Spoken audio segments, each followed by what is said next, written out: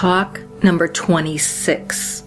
Devotee, how shall we discover the nature of the mind, that is, its ultimate cause, or the noumenon of which it is a manifestation? Maharshi, arranging thoughts in the order of value, the I thought is the all-important thought. Personality, idea, or thought is also the root or the stem of all other thoughts, since each idea or thought arises only as someone's thought and is not known to exist independently of the ego. The ego, therefore, exhibits thought activity. The second and the third persons do not appear except to the first person. Therefore, they arise only after the first person appears. So all the three persons seem to rise and sink together. Trace then the ultimate cause of I, or personality. The I idea arises to an embodied ego and should be related to a body or organism. Has it a location in the body, special relation to any particular spot, as speech or amativeness in the brain? Similarly, has I got any center in the brain, blood, or viscera? Thought life is seen to center around the brain and the spinal cord, which in turn are fed by the blood circulating in them, carrying food and air duly mixed up, which are transformed into nerve matter. Thus, vegetative life, including circulation, respiration, alimentation, etc., or vital force, is said to be or reside in the core or essence of an organism. Thus, the mind may be regarded as the manifestation of vital force, which again may be conceived as residing in the heart. Devotee, now for the art of eliminating the mind and developing intuition in its stead.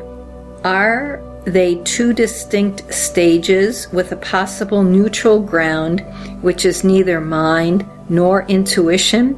Or does the absence of mental activity necessarily involve self-realization? Maharshi, to the Abhyasi practitioner, there are two distinctive stages. There is a neutral ground of sleep, coma, faint, insanity, etc., in which the mental operations either do not exist or consciousness of self does not prevail. Devotee, taking the first part first, how is the mind to be eliminated or relative consciousness transcended? Maharshi, the mind is by nature restless. Begin liberating it from its restlessness. Give it peace. Make it free from distractions. Train it to look inward. Make this a habit. This is done by ignoring the external world and removing the obstacles to peace of mind. Devotee, how is restlessness removed from the mind? Maharshi, external contacts, that is, contacts with objects other than itself, make the mind restless. Loss of interest in non-self, vairagya, is the first step. Then the habits of introspection and concentration follow. They are characterized by control of external senses, internal faculties, etc., sama, dhamma, etc., ending in samadhi, undistracted mind. Talk number 27. Devotee, how are they practiced? Maharshi, an examination of the ephemeral nature of external phenomena leads to vairagya. Hence, inquiry, vichara, is the first and foremost step to be taken. When vichara continues automatically, it results in a contempt for wealth, fame, ease, pleasure, etc. The I thought becomes clearer for introspection.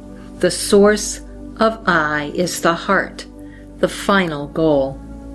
If, however, the aspirant is not temperamentally suited to vichara marga, to the introspective analytical method, he must develop bhakti, devotion to an ideal, maybe God, guru, humanity in general, ethical laws, or even the idea of beauty. When one of these takes possession of the individual, the other attachments grow weaker. That is, dispassion, vairagya, develops. Attachment for the ideal simultaneously grows and finally holds the field. This ekagrata, concentration, grows simultaneously and imperceptibly with or without visions and direct aids. In the absence of inquiry and devotion, the natural sedative pranayama, breath regulation, may be tried. This is known as yoga marga. If life is imperiled, the whole interest centers around the one point, the saving of life. If the breath is held, the mind cannot afford to and does not jump at its pets, external objects. Thus, there is rest for the mind so long as the breath is held. All attention being turned on the breath or its regulation, other interests are lost. Again, passions are attended with irregular breathing, whereas calm and happiness are attended with slow and regular breathing. Paroxysm of joy is, in fact, as painful as the one of pain, and both are accompanied by ruffled breaths.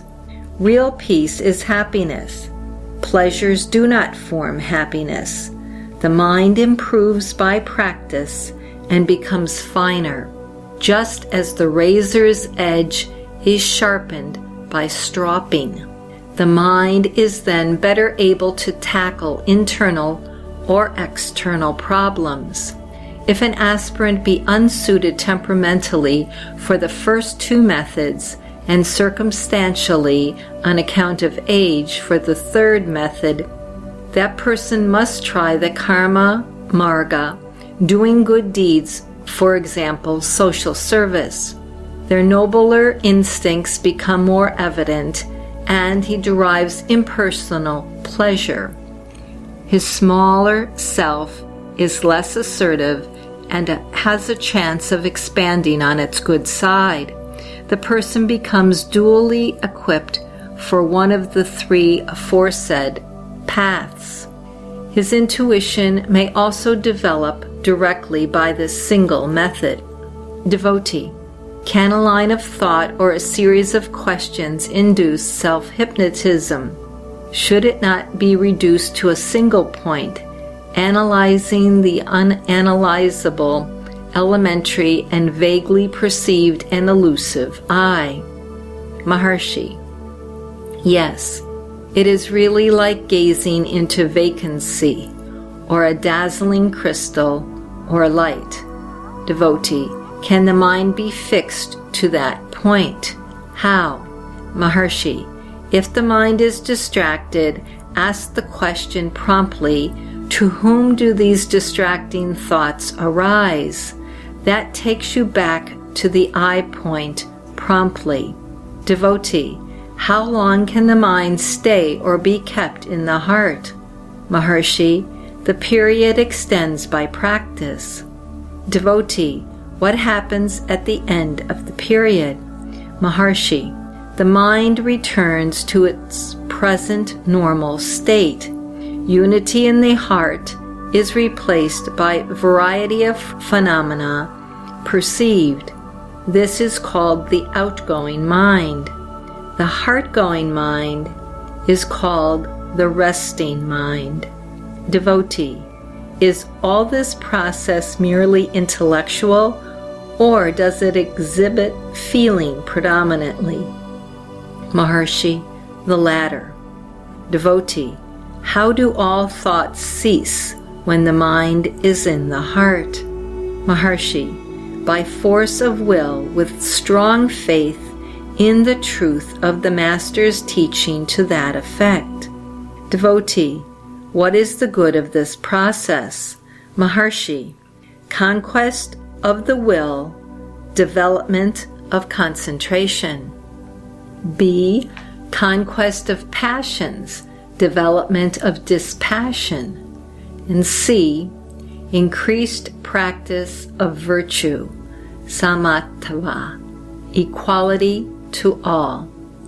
Devotee, why should one adopt the self-hypnotization by thinking on the unthinkable point? Why not adopt another method like gazing into light, holding the breath, hearing music, hearing internal sounds, repetition of the sacred syllables, or other mantras? Maharshi, light gazing stupefies the mind and produces catalepsy of the will for the time being, yet secures no permanent benefit. Breath control benumbs the will for the time being only. Sound hearing produces similar results, unless the mantra is sacred and secures the help of a higher power to purify and raise the thoughts.